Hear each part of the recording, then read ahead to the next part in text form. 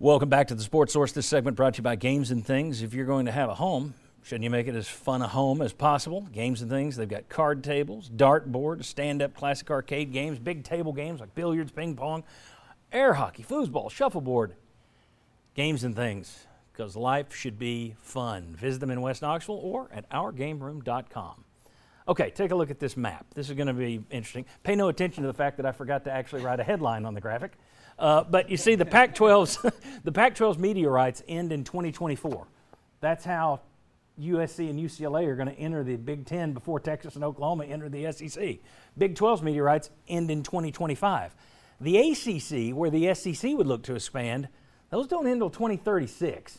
So in terms of timing, I think this is interesting. Right now, the Big Ten has told Oregon and Washington, there are reports that Oregon and Washington have already reached out, and the Big Ten has said, no, we're waiting to see what happens with Notre Dame. Supposedly Fox does not want to add just a West division out there at this point. But if it's all about controlling content, imagine owning the 24 teams worth of content as opposed to 16 for the SEC. Well, the Big Ten can go almost anywhere. The SEC is still rather regional. If I'm the Big Ten right now, I'm looking at adding more now to force my lead. And let's go to this next graphic. Let me show you why. The Big Ten is so much into the academics. It's not big in the SEC. We know that.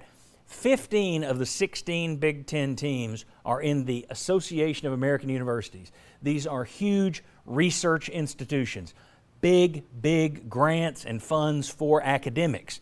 That's what they want up there, okay? And I'm not saying there's anything wrong with that. If I were a university president, that's who I would want to hobnob with. But it's not a big deal down here. We don't talk academics. People down here tend to think they don't care about academics up there. Yes, they do. Well, because of the money tie-in. Yes, it's huge money. That you make as much money in your academic grants that they split as you do from football. Well, look at these schools that are in the Pac-12, Big 12, and are all AAU and are all available by 2025. Arizona, Cal, Colorado, Kansas, Oregon, Stanford, Utah, Washington. You add those teams, suddenly USC and UCLA aren't alone. You could be at 24 or more. Let's say, is this what finally gets Notre Dame to jump in? If you say, look, we got 23 teams. We're going to 24. Last slot's yours, or we're never calling again. Would that get Notre Dame involved? You could do that right now and still lead the SEC like that for a decade before the ACC opens up. And that's where the SEC needs to go. And the problem is, if they've built that kind of lead, and they do want to get to the Sun Belt, they've made no bones that they know the Rust Belt, they know the demographic shift that it's going Rust Belt to Sun Belt.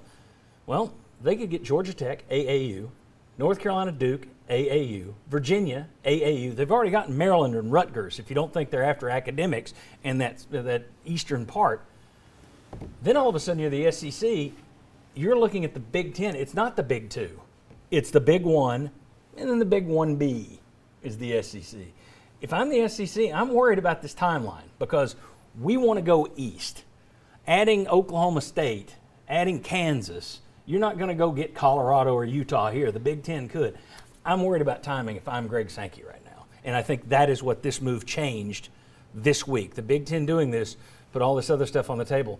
I think if Jim Delaney were still the commissioner up there, you'd have already seen all this happen in one click. I think Kevin Warren's scared and probably tiptoeing into it.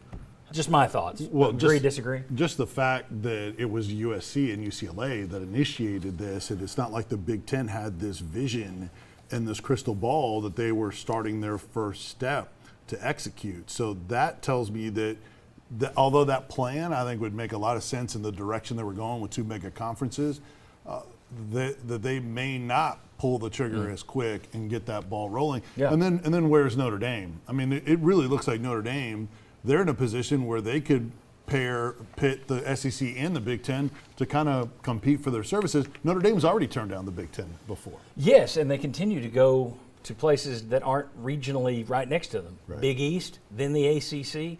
So Notre Dame, if I'm Greg Sankey, trust me, I'm talking to Notre Dame. Yeah. I'm trying like hell to get Notre Dame. That's the crown jewel. But if you're the SEC, you're looking Clemson, Florida State, hopefully Duke, North Carolina someday.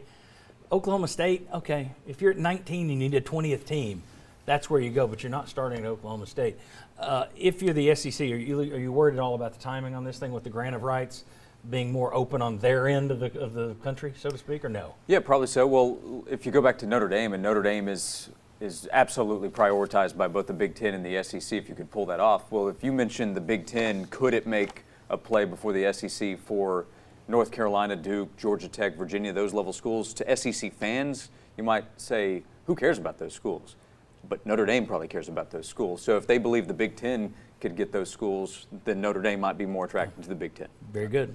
I tell you what, Ryan, I'm sorry. I was going to say, I still wonder what the end game is here. How many teams is too many for a conference where you never play some of these teams? Well, the interesting thing is, at some point, it turns into the old Southern Conference, which if you look at it, just split into the SEC and ACC. Yep. I think what you're probably going to have, everything coalesces, and you come out with a smaller conference, but you effectively, now we've added Texas and Oklahoma. Goodbye, Vanderbilt and Missouri. We had to have you to get to here. Now we're getting rid of you, and we're just keeping the big brands. That would not surprise me at all, that USC and UCLA come in, and then someday Maryland and Rutgers go back out. Does Missouri call the Big Ten? Yeah. That's interesting. I can't imagine anybody ever leaving the SEC, but it's interesting. All right, when we come back, how does Tennessee stack up with national brands in college football? We'll show you.